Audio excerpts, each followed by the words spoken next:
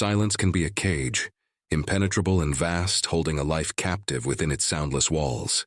But what happens when the truth, a monstrous, echoing clamor, finally breaks through that silence, not with sound, but with the brutal, undeniable force of revelation? What then becomes of the girl who once knew only the quiet confines of her own mind, when she is suddenly forced to hear a horror that echoes louder than any scream? This is the tale of Ilara, purchased, bound, and brought into a world of shadowed whispers, a world she would only truly comprehend when the truth finally shattered her silent existence. Before we get into this tale, let us know in the comments where are you watching from, and subscribe if you want more content like this one. Ilara arrived at the Kiowa ranch as a transaction, less a person and more an acquisition. The dust of the long journey still clung to her worn dress, a fine, gritty layer that mirrored the film over her own existence. From birth, the world had been a muted ballet of gestures and expressions, a place where voices were phantom movements of lips she could never truly decipher. Her profound deafness was a burden in a harsh land, a vulnerability her impoverished family could no longer bear, leading to the exchange that brought her here. Kale, the rancher, a man whose presence was a heavy, inescapable weight, had surveyed her with the indifferent gaze of one appraising livestock. He was broad-shouldered, with eyes that held the hardened glint of the prairie sun, and a jawline set with an unyielding resolve. His reputation preceded him, a man of means, a man of power, a man who already claimed 6 wives, each a silent testament to his dominion. Ilara saw them through the kitchen window, shadows flitting about, their faces veiled by the gloom within the clappered house. They seemed to move with an unspoken weariness, their bodies etched with the contours of endless labor and quiet submission. The air itself felt thick with unvoiced resentments, a palpable tension that even her soundless world could not entirely obscure. She was a new variable in an already volatile equation, an unknown quantity in a house where every woman was a carefully placed piece, her own existence now a precarious addition. The thought of what awaited her, what this new life would demand, settled deep in her chest like a stone, heavy and cold. Her fingers unconsciously traced the worn fabric of her skirt, a small, repetitive gesture of a caged bird. This was her new beginning, an end to her old self. The ranch sprawled under a vast, indifferent sky, a kingdom built on dust and determination, and Ilara, once a quiet observer on the fringes, was now drawn into its silent, churning heart. Her initial days were a blur of new faces and unspoken rules. The other wives, a varied tapestry of age and temperament, regarded her with a mixture of suspicion, pity, and a detached curiosity that felt colder than outright hostility. There was Mara, the eldest, her face a roadmap of hard-won experience, her eyes sharp and assessing. She seemed to be the unspoken matriarch, her word carrying a subtle, unchallengeable weight among the others. Then there was Lena, younger, prettier, her movements precise, her smile a thin, polite line that never quite reached her eyes. She carried herself with an air of fragile superiority, perpetually polishing invisible dust from her hands. The others were blurs, interchangeable figures in a silent, busy tableau. Ilara, with her profound inability to communicate, became a silent shadow moving through their lives, an unseen presence tasked with chores, mending torn shirts, grinding grain, tending to the chickens whose clucking was only a vibrating tremor in the earth beneath her bare feet. She watched them, absorbed their habits, their subtle cues, a tightening of Mara's jaw, the way Lena's eyes would dart toward the doorway when Kale's footsteps resonated through the floorboards, the sudden hushed silences that would descend upon the kitchen when he entered. Ilara, despite her deafness, possessed an uncanny knack for observation, her other senses sharpened to an almost preternatural degree. The scent of wood smoke and stale cooking oil, the rough texture of freshly milled flour on her hands, the rhythmic creak of the porch swing in the evening breeze. These were the threads of her new reality. She began to notice the subtle, unspoken language that existed between the wives, a complex dance of glances and knowing nods that hinted at secrets too dangerous to voice aloud. A seed of unease, small but persistent, began to germinate in the fertile ground of her silent world. Ilara's life settled into a monotonous rhythm, a cycle of chores dictated by the sun's passage and Kale's unpredictable presence. She moved through the house like a ghost, her footsteps lighter than the others, her silence a constant companion. The ranch wives, for the most part, kept their distance, their conversations a flurry of soundless lip movements she could never quite follow. Yet there was one among them, a young woman named Sarah whose eyes held a flicker of something different, a hesitant kindness. Sarah was a quiet soul herself, often seen tending the small garden behind the house, her hands calloused but gentle. One afternoon, while Alara was gathering eggs, Sarah approached her, her movements slow and deliberate. She began to demonstrate simple gestures, pointing to objects and then mimicking actions. Eat, sleep, water. It was clumsy, imperfect, but it was a bridge, a fragile, tentative connection forged in the vast, isolating silence. Alara, starved for any form of true exchange, absorbed these lessons eagerly, her fingers mimicking Sarah's, her eyes wide with a desperate gratitude. Through these nascent signs, a sliver of the world beyond her immediate tasks began to open. She learned that Kale was away often, riding out to check his expansive herds, his absence a temporary reprieve for the women, his return a harbinger of renewed tension. She also gleaned that the wives rarely spoke of their lives before the ranch, a strange, unspoken agreement of erasure. It was as if their pasts had been shed at the threshold, leaving them as mere extensions of Kale's household. The air, even in Kale's absence, hummed with a quiet apprehension, a pervasive sense of waiting. Alara, now armed with a few rudimentary signs, began to interpret not just actions, but the subtle emotional currents that flowed beneath the surface of their constrained lives, the undercurrents of fear and resignation that defined their days. Kyle was a man forged from the brutal realities of the prairie, a survivor who had built his empire piece by piece, driven by a relentless, almost primal need for control. His past, shrouded in whispers, was a tapestry, woven with threads of loss and ambition. Alara, keenly attuned to the unspoken, began to gather these fragments not through words, but through the subtle shifts in his demeanor, the way his eyes would sometimes drift, distant and shadowed, or the occasional sharp command that held a hint of deeper pain. Mara, in a rare moment of something akin to confiding, once signed to Sarah, her gestures slow and deliberate. His first wife, consumption. Sarah then turned to Alara, relaying the tragic news with simple, halting signs. It wasn't just the death that resonated.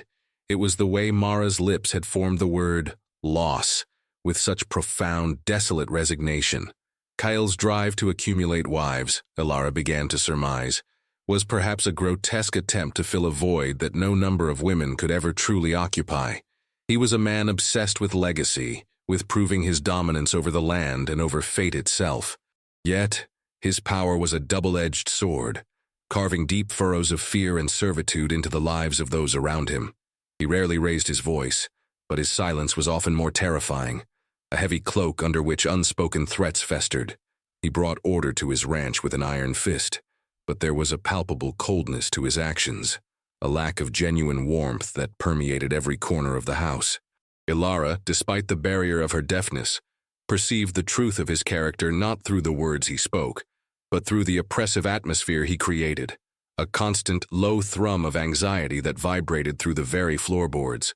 He was a flawed and tragic figure, perhaps, but his flaws bred cruelty, and his tragedy became the torment of those he claimed. A subtle tremor began, a faint vibration that Alara felt through the soles of her feet, not a sound she heard, but a rhythm she perceived. It was faint at first, easily dismissed as the creak of the old house or the shift of distant wind, but it recurred, a low, insistent pulse that resonated deeper than the everyday hum of the ranch. It seemed to come from the cellar, a part of the house rarely accessed, always locked. One afternoon, while kneading dough in the kitchen, Alara noticed Lena's gaze fixed on the cellar door, her expression a mix of apprehension and something akin to morbid fascination. Lena's fingers, usually so precise and controlled, twitched almost imperceptibly. Alara, her senses heightened, caught the shift in the air, the way the other wives would subtly avoid that part of the house, a wide berth given to the heavy wooden door. She observed Sarah, who grew noticeably paler on days when the tremor was more pronounced, her usually gentle hands clenching into fists. There were hushed conversations among the wives, their lips moving too quickly for Ilara to follow, but their eyes, wide with a shared dread, spoke volumes. Ilara would press her palm against the floor, trying to decipher the tremor, a strange, almost animalistic thrumming that seemed to rise from the earth itself. It was irregular, sometimes barely perceptible, other times a distinct rhythmic pounding. Was it machinery? An animal trapped? The ranch was full of life, but this felt different, more deliberate, more human. A growing unease, cold and persistent, began to snake around Ilara's heart. She started to associate the tremor with Cale's returns, a strange, terrifying symphony that only played when he was present. The mystery of the cellar and the unexplainable thrumming became a dark obsession, a growing stain on the quiet canvas of her life, hinting at a secret far more sinister than anything she had yet imagined. She knew, with a certainty that defied reason, that the truth lay beneath their feet. The tremors intensified, becoming a more pronounced, disquieting pulse emanating from beneath the floorboards, a rhythmic thudding that spoke of deliberate action, not natural phenomena. Ilara, now keenly aware, found herself drawn to the cellar door, her fingers tracing the rough-hewn wood, feeling the faint vibrations hum against her skin. One evening, a storm raged outside, the wind howling like a banshee, rain lashing against the windows. The cacophony of the tempest seemed to heighten her other senses, allowing the subtle movements of the ranch house to become almost painfully clear. Kale was absent, having ridden out earlier, supposedly to check on a distant herd, but his departure had felt more like an evasion. The wives huddled together, their faces etched with a communal dread that went beyond the storm. Ilara watched Lena, her composure finally cracking, her eyes wide with unshed tears. Lena, in a moment of sheer, desperate terror, caught Ilara's gaze across the flickering lamplight. Her hands flew up, trembling, and began to sign, not the simple gestures Sarah had taught, but a frantic, desperate pantomime. Her fingers clawed at her own throat, then pointed wildly towards the cellar door, her lips forming a silent, contorted scream. Then, with a shuddering gasp, she mimed a body falling, a lifeless slump to the ground. She repeated the gestures, her eyes pleading, frantic, then clutched her stomach, miming a bloated belly. A child. A cold dread, far more terrifying than the storm, gripped Ilara. She didn't hear Lena's words, but she heard the truth in the woman's desperate performance, a horrific pantomime of murder and silenced life. The tremor, the cellar, Cale's mysterious comings and goings, it all coalesced into a grotesque, undeniable tableau. Lena's desperate, silent confession had torn open the fragile veil of Ilara's peaceful ignorance, revealing a darkness that churned beneath the ranch, a horror far greater than the silent world she had always known. She saw it then, truly saw it, the insidious truth of the ranch, of Cale, and of the silenced women who lived and perhaps died here. The full truth, when it finally coalesced, was not a sound, but a shattering wave of understanding that crashed over Ilara, obliterating her silent world with its sheer, terrifying force. It arrived not through words, but through the desperate scrawls on a torn piece of parchment, thrust into her trembling hand by Sarah, whose eyes were wide with a newfound, terrifying resolve. The note, barely legible in the dim light of the lantern, spoke of past wives, not 6 but 8, perhaps more, who had vanished without a trace. It detailed Cale's brutal methods, his cruel rejection of any wife who failed to bear him a son, or worse, who bore him a daughter. It spoke of the cellar not as a storage space but as a grave, a place where unwanted failures were confined, starved and ultimately silenced forever. The rhythmic thrumming Ilara had felt was not machinery, but the desperate dying struggles of those imprisoned below, their cries for help muffled by the thick earth and Cale's unyielding cruelty. The truth, she heard, was the silent screams of those who had come before, their lives extinguished, their stories buried beneath the very floorboards where she now stood. Sarah's trembling hand pointed to a date on the parchment, a date chillingly close, indicating that one of the current wives was next. The realization hit Ilara with the physical force of a blow, stealing the breath from her lungs. This was not just a story of a cruel man. It was a blueprint for her own potential demise, a horrifying reflection of her vulnerability, of her worthlessness in Cale's twisted world, if she too failed his impossible expectations. The silence she had always known, the protective shell around her, felt like a thin membrane, easily pierced. Her world, once merely muted, now felt tainted, grotesque. Every creak of the house, every shadow cast by the flickering lamplight, seemed to whisper the names of the lost, their silent pleas echoing in the newfound, horrifying clarity of her mind. This was the pivotal emotional climax, a profound awakening to a darkness she could no longer ignore, a truth so viscerally horrifying that it demanded a response, an upheaval of everything she had known. The shattering truth left Ilara reeling, a raw, exposed nerve in a world that had suddenly turned predatory. Rage, cold and precise, began to replace the fear that had once paralyzed her. Her flaws, once a quiet burden, now seemed to sharpen into tools of survival. She was not just a victim. She was a witness, and now, potentially, an avenger. The moral ambiguity of her path ahead blurred. Was she to simply escape, or would she confront the monster who had built his empire on the graves of women? Her alliance with Sarah, forged in the crucible of shared terror, deepened. Sarah, emboldened by Ilara's silent resolve, revealed more details, whispering through desperate, exaggerated signs and sketches drawn in the dust. Kale had a ledger, hidden in his study, detailing his vile acquisitions and their subsequent disposals. It was proof, undeniable and damning. But how to access it?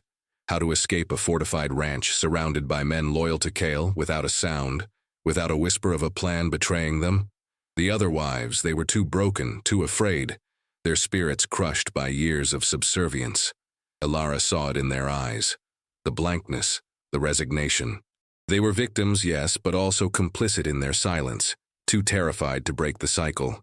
She could not rely on them. She was alone in this, fundamentally, with only Sarah's trembling support. The weight of it was immense, a crushing burden, but beneath it, a desperate resolve solidified. She would not become another forgotten tremor beneath the floorboards. She would not be another silenced scream. Her very existence, a testament to her quiet resilience, demanded an answer. The stakes were no longer abstract. They were personal, painted in the chilling certainty of her own inevitable fate if she remained passive. Ilara's plan, meticulously formed in the crucible of her silence, was a testament to her keen observational skills and newfound cunning. She studied Kale's habits. The precise moment he would retire to his study, the way the wind would pick up after midnight, muffling any faint sounds. Her hands, once used for mending and cooking, now rehearsed subtle movements, silent locks, and the swift snatching of a key. The confrontation would not be with shouts, but with the cold, undeniable weight of truth. One moonless night, the prairie wind howling its mournful song, Ilara slipped from her cot. Sarah, pale but resolute, waited for her in the shadows, a crude map of the ranch house clutched in her hand, indicating the specific loose floorboard in Kale's study where the ledger was hidden. The house groaned around them, a living entity that seemed to hold its breath. Ilara moved like a phantom, her steps light as dust motes past the sleeping forms of the other wives, past the ever-present oppressive silence of the ranch. The study door, usually locked, offered little resistance. Kyle, complacent in his power, had grown careless. Inside, the room smelled of stale tobacco and old leather. The floorboard creaked under her tentative weight, a sound that in her silent world felt like a thunderclap. Her fingers found the latch, pulled back the hidden panel. There it was, a heavy, leather-bound ledger, its pages filled with Kale's meticulous, chilling script. As she pulled it free, a loud bang echoed from the hallway. Kale, roused by some instinct or perhaps the wind shifting a shutter, was awake. He stood framed in the doorway, a hulking silhouette against the faint light, his eyes, even in the darkness, burning with a predatory awareness. There was no need for words. The ledger in Ilara's hands, the startled recognition on his face, the truth hung in the air, a palpable, devastating presence. Irony, sharp as a blade, pierced the tense silence. The man who silenced women was about to be undone by a silent girl. The dawn broke, not with the gentle promise of a new day, but with the harsh, unforgiving light of consequences. Kale, restrained by a handful of his own ranch hands who had witnessed the damning ledger and the desperate cries of Sarah, was a broken man, his empire crumbling around him. The authorities, alerted by a brave ranch hand who, seeing the truth revealed, had ridden through the night, arrived hours later. The cellar, once a symbol of Cale's brutal secrecy, was finally opened, revealing its grim testament to his depravity. The horror was confirmed, the silent screams of the lost finally heard, not with ears, but with justice. Ilara stood apart from the gathering crowd, her face streaked with dust and the residue of tears she hadn't shed for herself, but for the silent victims. The ranch, once a place of oppressive silence, now hummed with the low murmur of voices, the clatter of official boots, the distant wail of a child, sounds she still couldn't hear, but whose emotional weight she felt profoundly. The other wives, still shell-shocked, watched Ilara with a mixture of awe and profound, aching gratitude. Her deafness, once her greatest vulnerability, had ironically made her the ideal witness, a silent observer whose other senses had perceived the truth beyond words. The resolution was not a grand triumph, but a slow, arduous unwinding of years of terror. The ranch would be dismantled, its dark history exposed to the sun. Ilara, no longer a bought girl, stood on the precipice of a new, uncertain future. She had broken free, not just from Cale's tyranny, but from the invisible chains of her own perceived helplessness. Her silence remained, an inherent part of her, but it was no longer a prison. It was a space within which she had, against all odds, found her voice. The truth, once a terrifying echo, had become the foundation of her liberation, a testament that hearing in its truest sense required no sound at all. She looked out at the vast, endless prairie, the same sky that had overseen her arrival, but now it felt imbued with a fragile, hard-won hope, a future finally her own.